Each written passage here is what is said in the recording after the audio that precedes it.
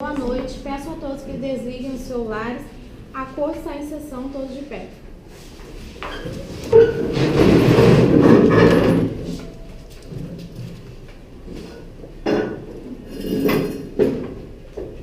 Podemos sentar? Boa noite, senhoras e senhores. Daremos início à presente sessão do julgamento pelo Tribunal do Júri Simulado desta renomada instituição de ensino superior, Centro Universitário Redentor. A princípio, dispensaremos a chamada dos 25 jurados expostos no artigo 462 do Código do Processo Penal, tendo em vista que já foram escolhidos 7 jurados para fazerem parte deste conselho. À medida em que a oficiala for chamando os nomes dos jurados, o jurado deverá levantar a mão direita e dizer presente. Nesse momento, então, passo a palavra à oficiala de justiça. Jorge Paulo. Presente. Priscila Souza. Presente. André Peçanha. João Fernando. Chayana Cristina. Presente. Carol Lírio. Presente. Fernando Fernandes. Presente. Marla Peixoto. Presente. E Jonathan Lopes. Presente. Devolvo a palavra ao meritíssimo. Obrigado. Eu peço aos senhores jurados que fiquem atentos a tudo que for dito em plenário, uma vez que os senhores serão, nesta noite, juízes de fato, ou seja, são responsáveis pelo julgamento do feito. Busquem formar sua convicção e sintam-se à vontade para pedir esclarecimentos a qualquer momento. Solicito a todos os jurados que então se levantem gentilmente, manifestem a mão direita, por favor, para procedermos então com o juramento. A examinar com imparcialidade a causa e a proferir a vossa decisão de acordo com a vossa consciência e a dita mesa da justiça. Assim prometo. Podeis assentar. Uma vez sorteados, não poderão comunicar-se entre si, nem com outrem, nem manifestar sua opinião sobre o processo, sob pena de exclusão deste Conselho, na forma do artigo 436, inciso 2, deste Código. Nos termos do artigo 463 do Código do Processo Penal, estando em ordem com as cédulas e com os 7 nomes dos jurados, e tendo comparecido o número suficiente, declaro iniciada a primeira sessão do Tribunal Popular do Júri da Comarca de Campos, da turma 2º período de Direito da Uniredentor, para julgamento do processo 2017/1, tendo como réu 1, como vítima e como testemunhas a serem ouvidas neste momento pela oficiala que fará a chamada. Promotores: Caroline dos Santos. Presente. Stephanie Vieira. Presente. Marcela Rodrigues. Presente. Advogados de defesa: Everton Mota. Presente. Bruno Rangel. Presente. Henrique dos Santos. Presente. Testemunhas: Almonir. Ana Paula Brito. Presente. Natália. Doutor Vinícius. Presente. Devolvo a palavra ao meritíssimo. Obrigado. Nesse momento, nós temos em vista o caso da senhora Elise, a qual nós, nesse momento, queremos convidar para compor o banco dos réus, a senhora Elise Matsunanga.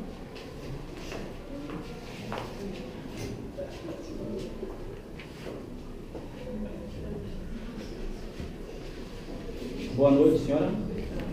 Qual o seu nome completo? Elise Araújo, Quitano Matsunaga. A sua idade? 30 anos. Você tem advogados? Sim. Ok. Então, partindo desse pressuposto, nós damos, então, a sequência a este julgamento e passaremos agora para a inquirição das testemunhas, compreendendo o ofendido, testemunhas de acusação e de defesa. As partes perguntarão diretamente às testemunhas. Nas testemunhas de defesa, as perguntas antecederão ao do Ministério Público e do assistente de acusação. Nesse momento, nós queremos convidar que se apresente a primeira testemunha.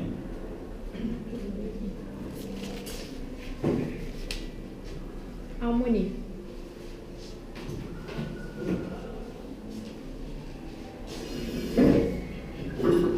Nesse momento, passo a palavra à oficiala para então proceder com a leitura da denúncia. O Ministério Público do Estado de São Paulo, representado pelo promotor de justiça signatário, com base no procedimento anexado, feito epigrafado, vem propor ação penal pública intencionada, oferecendo denúncia da indicada Elise Araújo Kitano Matsunaga, portadora do RG 53-673-690, qualificada a FLS 332, pela prática do crime de homicídio doloso triplamente qualificado, pelo motivo torpe. Recurso que impossibilitou a defesa da ofendida e meio cruel, além de destruição e ocultação de cadáver, contra a pessoa de Marcos Kitano Matsunaga. Fato ocorrido no dia 19 de maio de 2012, pouco depois das 8 horas, no interior do apartamento número 172, do edifício localizado na rua Carlos Weber, Vila Leopoldina, em São Paulo. Obrigado. Já tendo a primeira testemunha, nós vamos então proceder com os ditames, conforme nos orientam os protocolos. Boa noite. O seu nome? Harmonia. Harmonia, jura dizer a verdade, somente a verdade, nada mais do que a verdade? A senhora tem ciência de que se tal não ocorrer, será incriminada por perjuro, podendo sofrer as punições na forma da lei? Sim. Okay. Nesse momento, então, deixo a palavra à Promotoria de Justiça. Senhor juiz, eu gostaria de pedir que a senhora Elise saísse. A senhora Elise saísse, mas qual o motivo? Eu tenho certeza dela.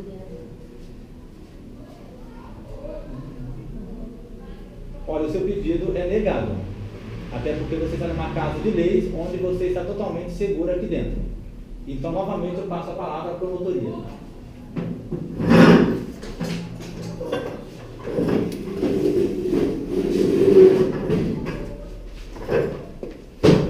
Boa noite, excelentíssimo juiz. Boa noite, caros colegas. Boa noite a todos. Senhora, como era a relação da senhora Elise com outros funcionários da casa, tendo em vista que você não era a única empregada, não era a única babá?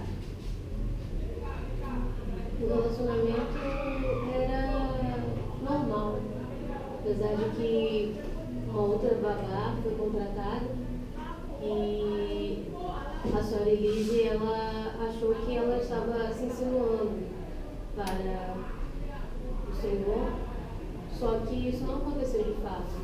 E logo em seguida ela demitiu sem motivo. Como era a relação da senhora Elise com a filha e com o então marido? Uma relação era de uma família normal. Eles pareciam uma família de verdade. Tinha carinho e amor. Dias antes do crime, a senhora Elise fez uma viagem ao Paraná. E quando ela retornou, a senhora viu algum objeto, algo suspeito dentro da casa? Não após essa viagem, mas um dia antes do acontecido, ela comprou uma serra elétrica. A senhora sabe me informar para qual finalidade seria essa serra elétrica? Essa serra elétrica, eu não tenho ciência para que seria. Mas ela escondeu essa serra elétrica. Ela escondeu essa serra elétrica. Seria um local de fácil acesso, por mais que estivesse escondido, assim, as pessoas poderiam chegar a procurar e logo achar o esconderijo, era um esconderijo difícil. Ela escondeu embaixo da cama. O marido, provavelmente, não olha assim embaixo da cama, tendo em vista também que os objetos cortantes, as facas e as armas eram explícitas dentro da casa, correto? Sim. Sem mais, gente. Deixa eu ver então com a palavra os doutores advogados. Boa noite, excelente. Boa noite, colegas. Boa noite a todos os presentes. Gostaria de saber de você qual a razão para que você tenha medo da minha assistida Elisa Nacional. Em alguns momentos ela parecia agressiva e por ela suspeitar das pessoas, ela não confiava muito nas pessoas, como essa minha colega também. E alguma vez ela já foi agressiva com você? Comigo diretamente. Essa cena elétrica que a senhora se referiu que estava escondida, você sabe se o Marcos tinha conhecimento dela ou não? Eu não sei responder se ele sabia que ela não tinha comprado essa. Você sabe se ela comprou realmente um dia antes, se ela comprou muito tempo antes, se eles já estavam lá na casa há muito tempo? Foi um dia antes. E nesse um dia antes ela passou muito tempo com o marido ou sozinha? Foi um dia normal, como Foi um dia normal. Como que era caracterizado o dia normal do casal? Eles passavam muito tempo juntos, eles sabiam um do outro o que estavam fazendo, ou era um casal assim, liberal? Eles tinham comunicação, só que em determinado período eles não estavam verdadeiramente vivendo como casal, então não tinham contato, posso dizer, de um casal do dia a dia, telefonando, Entendi. No conversando. momento que um ou outro estivesse trabalhando. Sim. Sem mais. Não havendo mais nenhuma pergunta, agradeço a testemunha pelas informações passadas. Pode retornar ao seu local.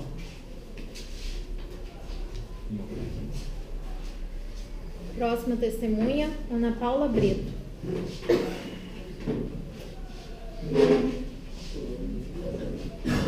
Senhora Ana Paula, boa noite. Jura dizer a verdade, somente a verdade, nada mais do que a verdade? Sim. A senhora tem ciência de que se tal não ocorrer, será incriminada por perjuro, podendo sofrer as punições na forma da lei? Muito bem. Então, neste momento, com a palavra, eu deixo a Promotoria de Justiça. Boa noite, Petíssimo, queridos jurados e a todos. Boa noite, senhor Antônio. Eu queria saber qual era a sua relação com a ré. Ela só me contratou para investigar os supostos casos que ela achava que não eram antigos. Como foi a reação da ré quando a senhora contou o fato ocorrido, que foi a traição pelo marido dela cometido? No fundo, eu acho que ela queria acreditar que aquilo não fosse verdade. Ela foi um pouco surpresa porque ela me contratou para ter a certeza no momento que ela não queria ter, então eu fiquei um pouco surpresa. Sim, mas Petíssimo. Ok. Não tendo mais perguntas, eu passo a palavra então aos advogados de defesa. Boa noite a todos. Boa noite. Demitido, certo? Quando a senhora Elise a contratou, o que ela pediu especificamente para que a senhora fizesse? Para que me contratou, para que eu seguisse o marido dela e confirmasse a suposta traição que ela achava que eu tinha. Como que ela pediu para ser confirmada? Eu segui ele. Ela pediu algum tipo de prova? Obviamente, pediu para eu seguir ele, registrasse todos os momentos que eles estivessem com suposta amante e logo depois que ela retornasse da viagem, eu entregasse em mãos. Então posso dizer que ela contratou para que provasse que o marido dela estava cometendo um adultério. Sem desperder. Não havendo, agradeço então. Ana Paula, pode retornar. Próxima testemunha, Ana Paula. Não, desculpe, Natália.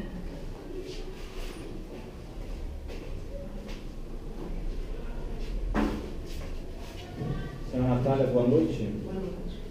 Senhora Natália, a senhora jura dizer a verdade, somente a verdade, nada mais do que a verdade? Também tem ciência de que se tal não ocorrer, será incriminada por perjuro, podendo ser e sofrer as punições na forma da lei? Sim. Tem. Muito bem. Então, neste momento, novamente, deixando a palavra à promotoria para que faça a leitura.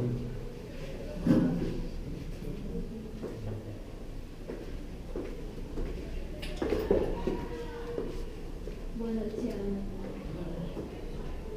Há quanto tempo a senhora tinha essa relação com o então marido da Elise, senhor Marcos? Mais ou menos uns 3 meses. 3 meses?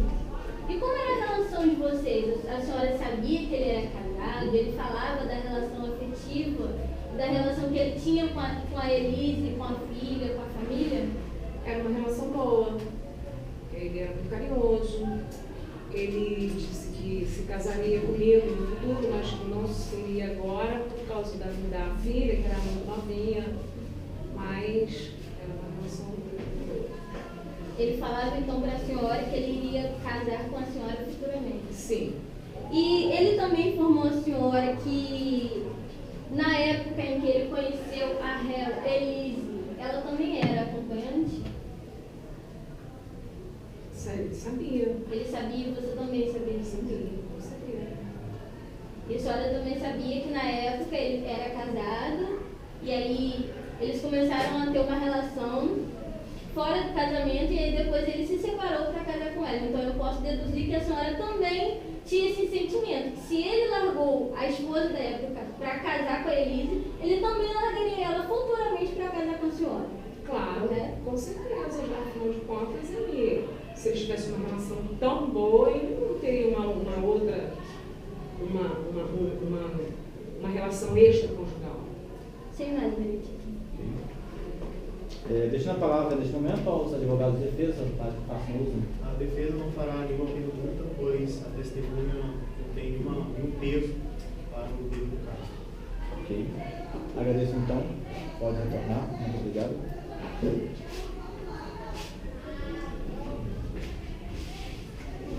Próxima testemunha, doutor Vinícius.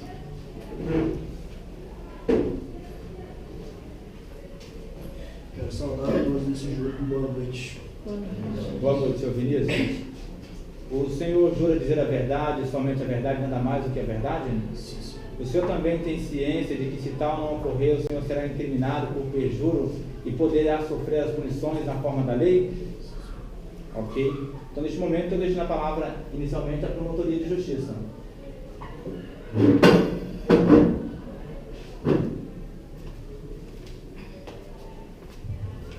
Boa noite, meritíssimo. Boa noite. Tudo bem? Senhor Vinícius, eu gostaria de saber como foi a primeira impressão do senhor quando viu os pedaços. Então, o corpo da vítima estava dividido em 3 malas.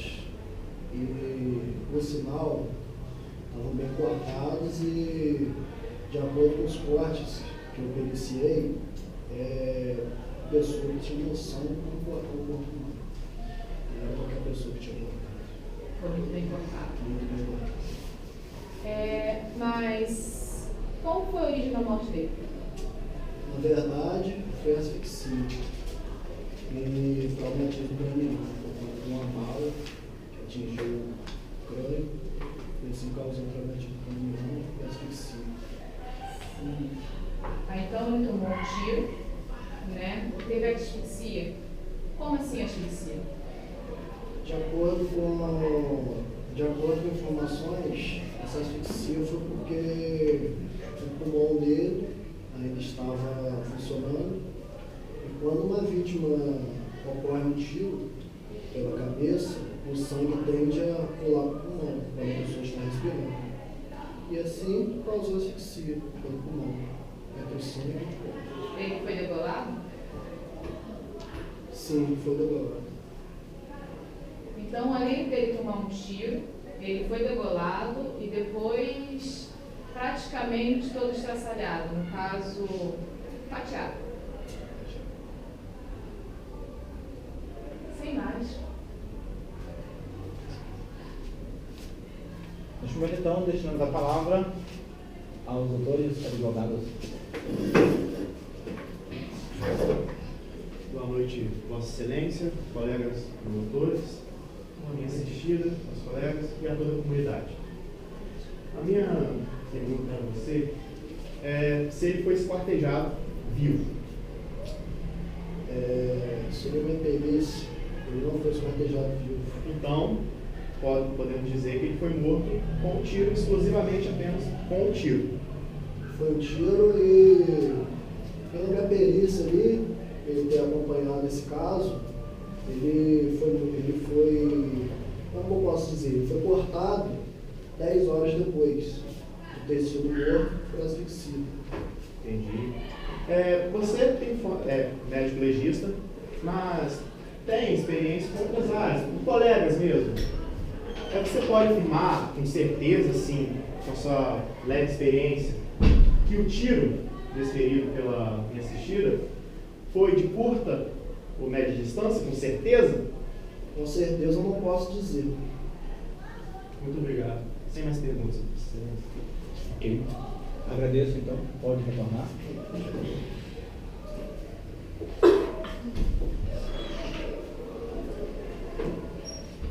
Neste momento, então, nós passaremos para o interrogatório a ré, que já se encontra conosco.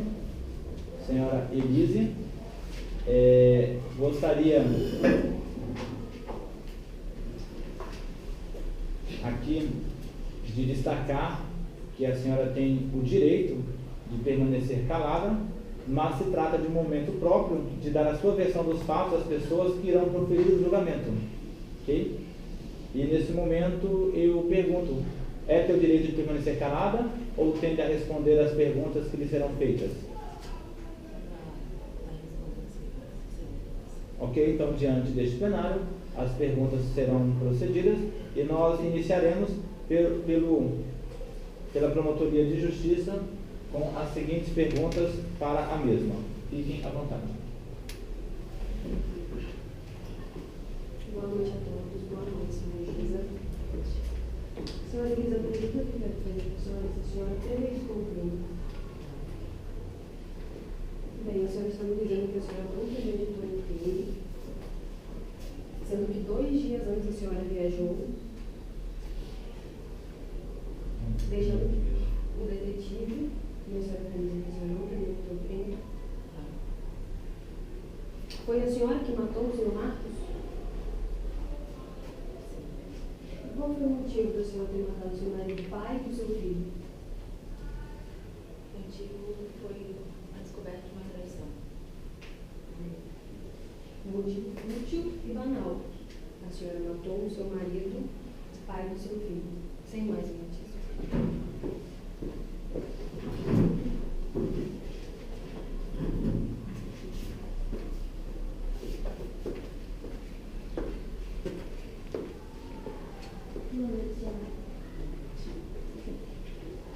Como uma testemunha havia dito, a senhora comprou, né, uma serra elétrica um dia antes do crime. Qual era a finalidade dessa serra? Eu ia dar de presente para o Marcos. A senhora ia dar de presente para o Marcos após descobrir uma traição dele, após viajar e deixar um detetive. A senhora mesmo assim iria dar uma serra elétrica de presente para o seu marido? Sendo que você levava, a senhora, desculpe, levava uma vida de princesa, tinha tudo, as armas eram explícitas na casa, as facas, e mesmo assim um presente, uma serra elétrica, correto? Sem mais.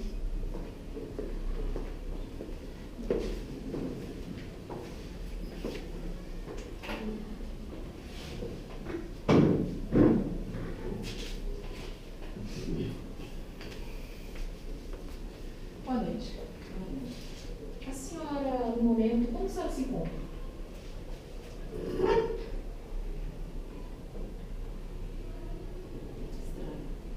Estranho?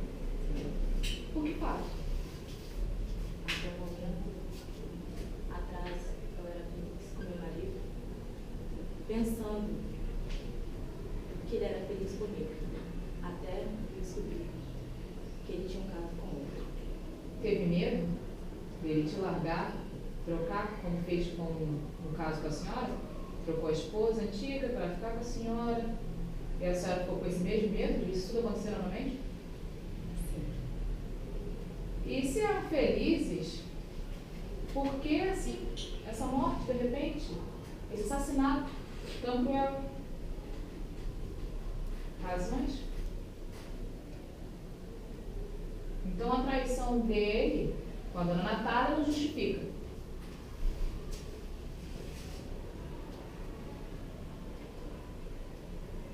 Sim. Foi só essa razão? Não. Qual seria a outra?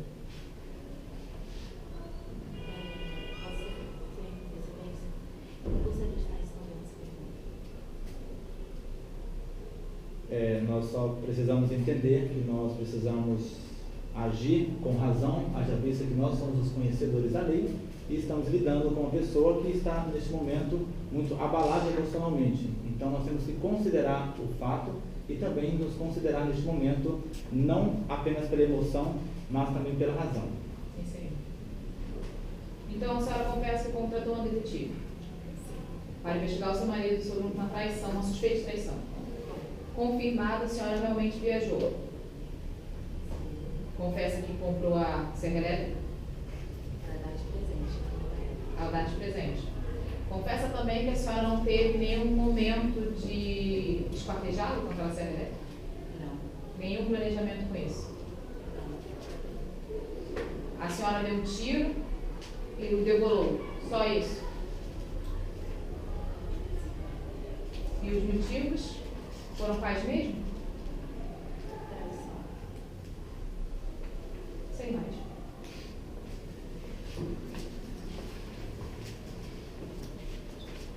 Nesse momento, nós deixamos a oportunidade para que os advogados de defesa façam uso da palavra para com a senhora Elisa.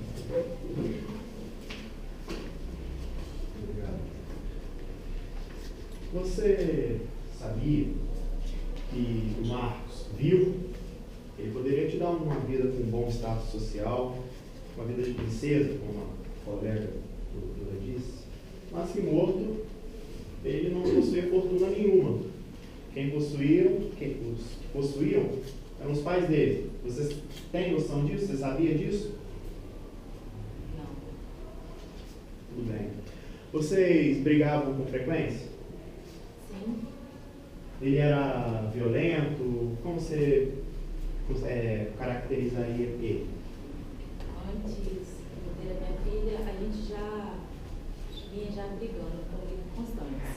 Até depois de então eu era engravidado e minha filha havia nascido, aí as brigas começaram a ser de rotina. Aí tivemos brigas, no caso agressões físicas, e daí então eu passei a dormir em outro quarto. Ele era muito agressivo com você? Ele batia então? Sim.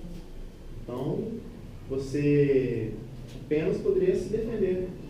Mas, outra pergunta que eu tenho aqui também, vocês possuíam porte de arma, Marcos e você, pois eram caçadores, né? Sim.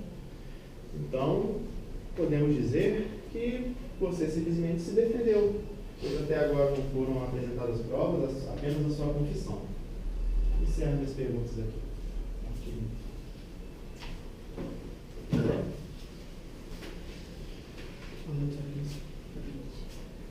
Quero enfatizar algo. Por que a senhora contratou o detetive? Porque certo dia eu peguei o notebook do Marcos e vi umas certas conversas com outra mulher. E daí então contratei um detetive para estar investigando, para ver se mesmo ele estava realmente tendo um caso com outro. Sim, senhora. A serra elétrica comprada pela senhora, até a morte dele, ela foi usada? Não. Então ela nunca foi usada. Com qual instrumento a senhora esquartejou o fundador? Uma serra elétrica, normalmente nunca foi usada.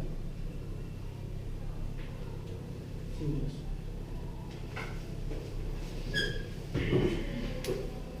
Boa noite. Você sofreu algum tipo de violência doméstica, psicológica? Sim, quando a gente brigava, ele me agredia. E algum Alguma vez você já buscou o divórcio, você já tentou se separar? Você me responde. Tendo em vista que as perguntas já foram feitas por ambos, nós vamos então terminar a instrução e nós iremos iniciar os debates neste momento. Nós iniciaremos dando a oportunidade à Promotoria de Justiça. A promotoria terá 10 minutos para o debate. Após, nós passaremos a palavra aos advogados, que também terão 10 minutos. Depois, terminado, nós teremos a réplica de 5 minutos e a tréplica de mais 5 minutos. Então, neste momento, eu passo a palavra à promotoria e sintam-se à vontade. Boa noite a todos. Quero enfatizar nesse momento que a senhora Elise Matsunaga premeditou o crime. Ela viajou, comprou uma serra elétrica, contratou um detetive. 2 dias após ela chegar de viagem, ela matou, esquartejou e espalhou o corpo do marido dela por um motivo fútil, aonde foi uma vida ceifada por um motivo de traição. Ela tem uma filha que hoje ficará sem pai, com certeza sem a mãe. Peço a vocês que avaliem com a razão e não com a emoção, que essa mulher sim é culpada de matar o seu marido Marcos. Sem mais disso.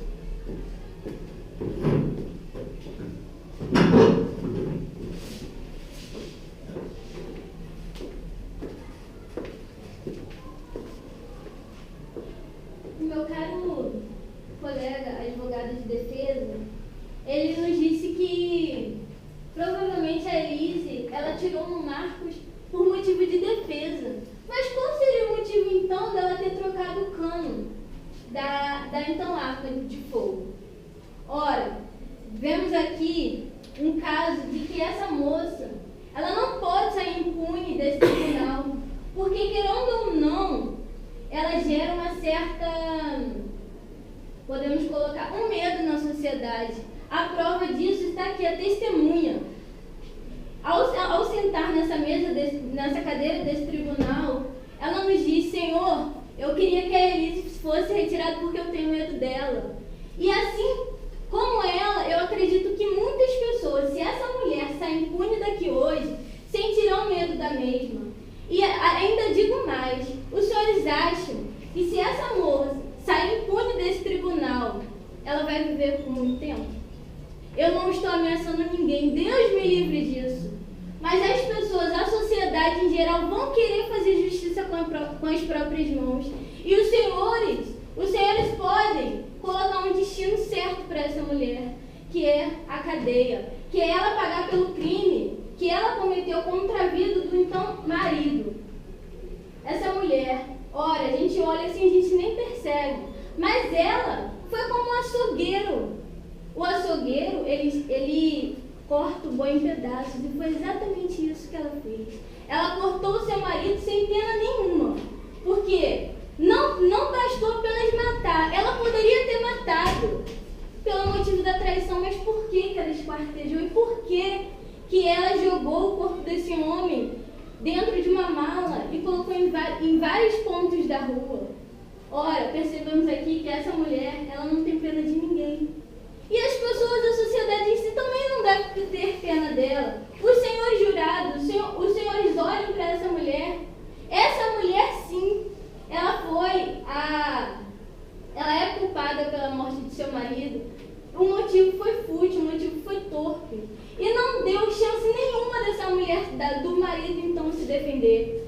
O detetive, ele não pôde afirmar se o tiro foi dado a longa ou próxima distância.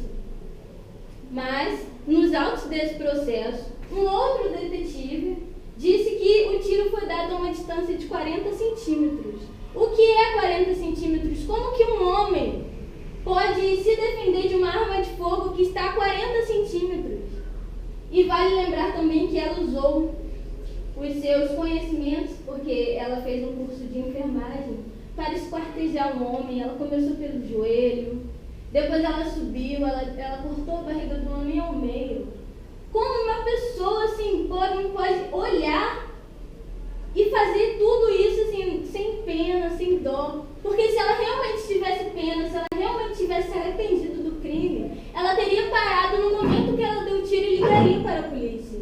Além disso, senhores, nos autos desse processo, consta que o marido, o Marcos, ele tinha um seguro de vida no valor de 600 mil reais. E ela era a única beneficiária. Os senhores acreditam mesmo que essa morte foi apenas pelo fato da traição? Tanto que, quando ela começou a se relacionar com o Marcos, ele era casado. Ela já deveria esperar que ele faria isso a qualquer momento com ela, porque foi assim que o relacionamento dos dois começou. Sem mais, meritíssimo.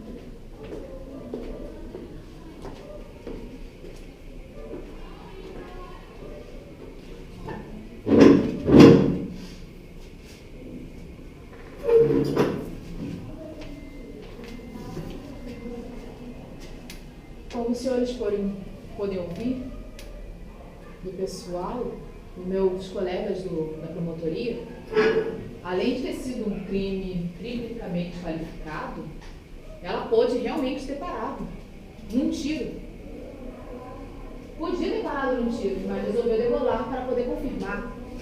Podia ter parado na parte da degolação, só que ela resolveu praticamente trucidá-lo, cortá-lo, colocar em malas, tudo planejadamente bem feito, espalhar num território que ela sabia muito bem, cada estrada de chão, cada terrinha que ela estava passando, em cada caminho que ela estava passando, para deixar para os animais acabarem com o resto do senhor marido dela. Mas, além de fazer tudo isso, ainda teve ao propósito de pegar as provas da detetive, no caso, que é o irmão dela, e levar a família, para poder prová-los, a família, que ele estava tendo um caso com a amante e que a amante e eles tinham fugido. Entrou no computador do falecido para poder dizer que estava tudo bem. Foi tudo bem planejado. A filha ficaria milionária, um bom dinheiro, ela não poderia levar nada pelo casamento que eles tiveram, parcial de bens. Porém, a filha seria milionária, menor de idade, quem seria responsável seria a mãe. A mãe responsável, dinheiro na mão, seguro de vida, as posses das empresas, a pólice das empresas, tudo estaria avaliado na mão dela. Então ela teria também direito e manuseio do dinheiro. Se não foi triplicamente qualificado esse crime, que foi bárbaro, não temos mais palavras para pôr. Além de ela ser um perigo para a sociedade. Porque uma traição não justifica todo esse procedimento que ela teve, que ela fez. Não tem como. Uma traição não faria isso tudo. Foi sim a parte do dinheiro, sim. Foi a parte de ser milionária e cuidar de todas as posses, sim. É isso que levou a tudo isso. A toda essa estratégia dela de fazer esse crime todo. Foi por causa de dinheiro. Se liberarem ela agora, ela pode matar outros também. Quem for passar na frente dela poder perder o dinheiro, ela pode fazer isso. Deu-se como fosse sequestro. Ela fez tudo esquematizado. A polícia, logo de fato, achou que fosse sequestro. E correram atrás. Promotora, o seu tempo está encerrado. Nós vamos agora passar a palavra aos advogados de defesa para uso dos próximos 10 minutos. Bem, antes de começar, deixo meu total repúdio à comparação de Marcos ser um boi, tudo isso aqui ter sido uma história de matador. Não é bem assim que funciona. Pois bem, o que aconteceu? Eles eram um casal que brigava com muita frequência. Ambos possuíam porte de arma. A distância, 40 centímetros, é uma distância considerável, assim, Visto que eles poderiam estar em combate, por que não? Ele com a arma apontando para ela, poderia ser ela a pessoa a ser morta. Ela, uma pessoa que, buscando a defesa, conseguiu tomar-lhe a arma e desferiu-lhe um tiro. Por que não pode ser assim? Não tem câmeras na casa dela, tem câmeras no prédio. Ver ela saindo com as malas é uma coisa, ver toda essa história aqui é outra. Então, desferiu-lhe um tiro, viu o que acabou de fazer, ficou em desespero, desesperada. O que eu vou fazer? Então, com sua experiência em enfermagem, ela, naquele êxtase, ela preferiu, vou esquartejá-lo. Infelizmente, ela tomou uma atitude incorreta e acabou esquartejando-o. Mas, como foi provado aqui, o Marcos, quando foi esquartejado, já estava morto, não estava consciente. Então, crueldade não houve. Essa qualificadora vocês não podem culpá-la. E também não houve a qualificadora que possibilitou a defesa da vítima, visto que poderiam estar em combate, não tem nenhuma certeza do que aconteceu ali dentro, naquele momento. Na dúvida, beneficia-se o réu, porque vocês não podem condenar alguém por convicção. Tá bom, ela fez algo extremamente absurdo, fez um absurdo que foi esquartejar uma pessoa, que seja culpada por esquartejamento. Não vamos colocar crimes só porque vocês repudiam a atitude dela. Poxa vida, isso daqui é uma casa de leis, vamos fazer a lei ser respeitada. Então cai por terra também essa segunda qualificadora. Agora vem me dizer o motivo todo. Quero deixar claro que minha assistida está totalmente nervosa pela pressão dos promotores. As perguntas que estão lhe fazendo está deixando ela a flor da pele, os nervos à flor da pele.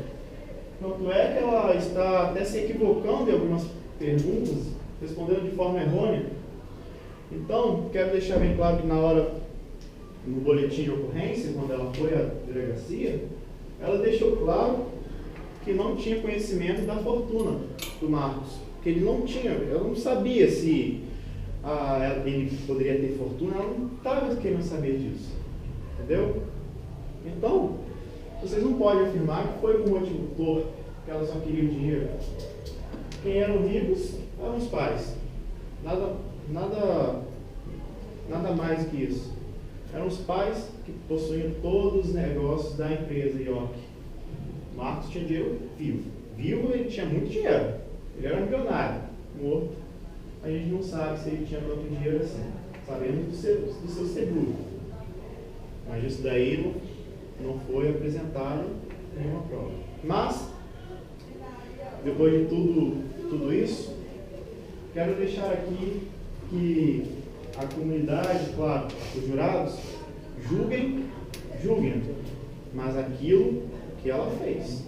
Não pense em convicções, como eu acho. Esse achismo não existe no nosso poder judiciário, em nossas leis, não existe achismo. Faça-se cumprir a lei. Pelo poder da verdade, eu, enquanto vivo, conquistei o mundo. Que façam assim, viver e ver universo, vivos vice. Uma frase de um filme que eu gosto muito, que é o V de Vingança. Eu gosto que muitos já viram, um grande filme. Então, pelo poder da verdade, busquem a verdade, não essa convicção, busquem a certeza. Façam um julgamento com as certezas. Incertezas não podem ser levadas em conta. Encerro aqui.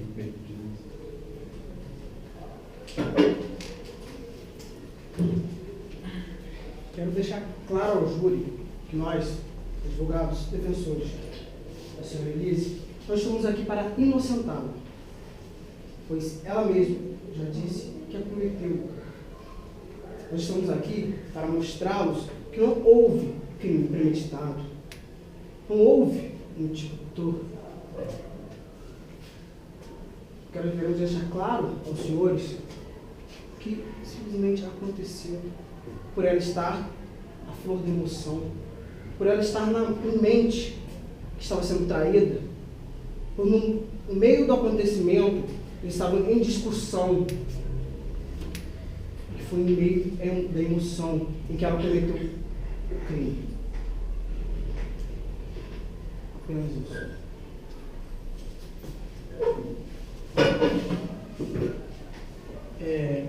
Gostaria de deixar claro que o casal, eles eram um casal milionário.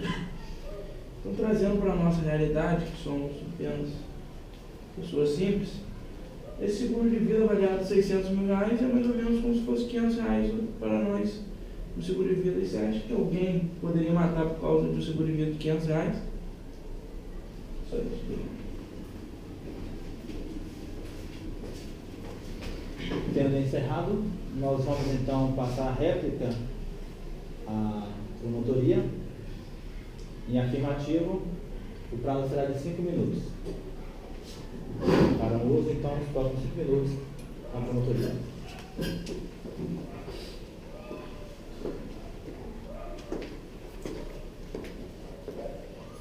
Olha, senhores advogados de defesa, quando a promotoria diz que a acusada premeditou o crime e fez por motivação torpe, ela mesma confessou que traiu seu marido por traição.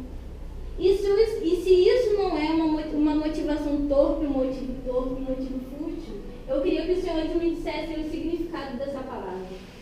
E quando a promotoria diz que ela agiu de forma que impossibilitou a defesa do Marcos, está aqui nesse processo, nos autos, nas folhas 456 e 457, que um outro perito, porque não foi apenas a testemunha que está presente aqui hoje, que periciou a vítima, foi uma outra pessoa, um outro legista, desculpem, que também fez a perícia da vítima. E ele constatou que o tiro foi dado de baixo para cima. E isso não deveria acontecer se ele estivesse em pé. Ele estava sentado no momento que ela deu o tiro. Ele estava sentado disposto, tanto que o tiro pegou nesse local. Apenas isso.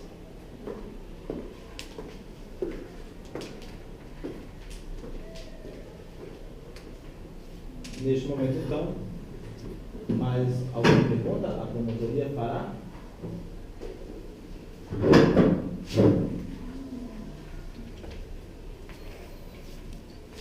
Bom, quando comentei da pólice, do dinheiro, do seguro, de tudo que ela fosse ter, é porque ela veio de uma família humilde.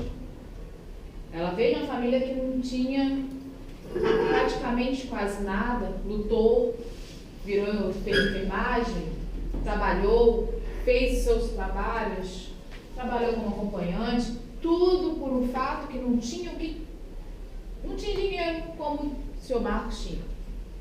Enfim, foi essa parte que eu quis chegar. É pouco comparado ao que eles tinham? Com certeza é. Mas é um dinheiro pé de meia que teria para ela. O fato ela é perigosa, tanto para quem estiver ao redor, até a própria filha dela. Mesmo que ela ame, goste, cuide, mas é perigosa para a filha dela. As pessoas ao redor também. Além de, como foi falado antes, alguém pode matá-la. Ela pode ser agredida. E ela tem que pagar por um crime que ela cometeu. Ela matou, esquartejou, degolou, esquartejou 10 horas depois do corpo, depois de ter matado. Então ela tem tempo suficiente para poder planejar. Ela teve tempo suficiente para poder declarar, pensar no que iria fazer e não fazer, e ela fez. E isso ocorreu durante dias de investigação. Então, eu não sei o que mais dizer, se ela deve ser inocente pelo crime que ela cometeu. Estou falando do crime que ela cometeu, barbaramente. Muito bem pensado, muito bem esquematizado. E por esse crime, ela tem que pagar. Não sair daqui e sair e ficar em sua casa, sua humilde casa, bajulando conforto e ficando perto da sua filha, que no momento não deveria estar presente da mãe. A mãe não tem equilíbrio nem para cuidar da filha. Tempo encerrado, nós agradecemos a promotoria e agora nós damos a tréplica aos advogados de defesa para que façam uso, se assim sentir o desejo. Pois é. Ela veio de família humilde e o Marcos possuía muito dinheiro. E dizem, se Marcos dava uma vida luxuosa a ela, por que ela o mataria? Aceitaria a traição e ficaria com essa vida luxuosa que ela possuía. Não tinha necessidade de matar. Então, creio que não foi esse motivo, não teve motivo todo. Acredito que houve uma briga e ali sim, em desespero, ela desferiu um tiro. Pois pense, se vocês tivessem uma vida tranquila com um companheiro ou companheira que lhe desse tudo, por que você o mataria ou, para qualquer coisa, visto que você não sabia se esse dinheiro era dele, ou era da empresa, dos negócios, dos pais. Você não sabia de onde vinha esse dinheiro. Só sabia que você possuía todas essas regalias por meio deles. Era dele? Você não sabe. Eram dos pais? Não sei. Então, por que colocar em risco tudo isso? Um tudo ou nada? Valeria a pena? Será que valeria a pena colocar um tudo ou nada, 0,100, 8,80, por uma possibilidade de ganhar muito dinheiro e do seguro de vida que ela nem fazia ideia que existia? É algo para ser pensado, né, meus jurados? Certo? Agradecemos a Defensoria pelas palavras. Nesse momento nós passamos então à fase dos quesitos que foram elaborados na forma do artigo 484 do Código de Processo Penal, através dos quais os senhores decidirão o caso presente. Nós vamos aqui insistir no artigo 484, dos quais nós formulamos, dentre estes, e aqui considerando, a indagação sobre a materialidade do fato, a autoria ou participação, se a acusada deve ser absolvida, se existe causa de diminuição de pena alegada pela defesa, se existe circunstância qualificadora ou causa de aumento de pena reconhecidos na pronúncia ou em decisões posteriores que julgaram admissível a acusação.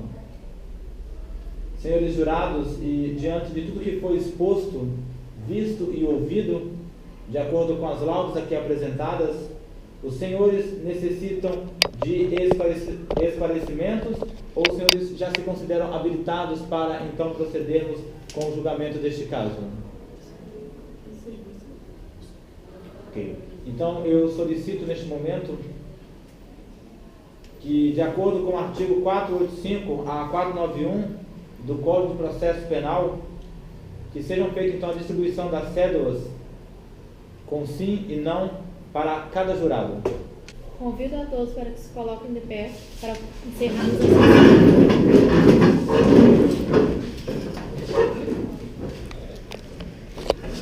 Senhoras e senhores, jurados, promotoria, nesta Casa de Leis, ante todo o exposto e com lastro no artigo 413 do Código Penal, pronuncio a ré Elise Araújo Kitano Matsunaga, com qualificação nos autos para ser submetida, dentro deste julgamento, por infração ao artigo 121, em seu segundo inciso, motivo torpe, 3, meio cruel, e 4, emprego de recurso impossibilitante a defesa da vítima, e ao artigo 211, destruição e ocultação de cadáver do ofendido, ambos no Código Penal.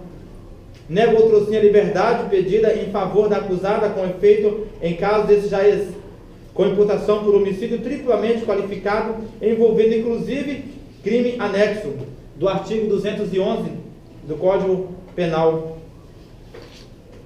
A mantença do encarceramento provisório e não qualquer outra medida cautelar, portanto, se faz necessária para a segurança da ordem pública, até porque tem aumento significativamente a prática de infração dessa natureza, o que a evidência resulta em acentuada tranquilidade social.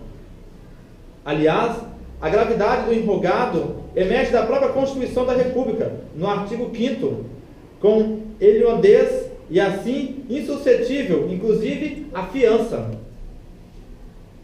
É bem de ver, a propósito, que a lei de crimes hediondos harmoniza-se a rigor constitucionalmente, endereçado a casos como tais, de acordo com o artigo 5º, em seus incisos, e da Constituição Federal, onde o regime previsto para cumprimento inicial da sanção carcerária é o fechado.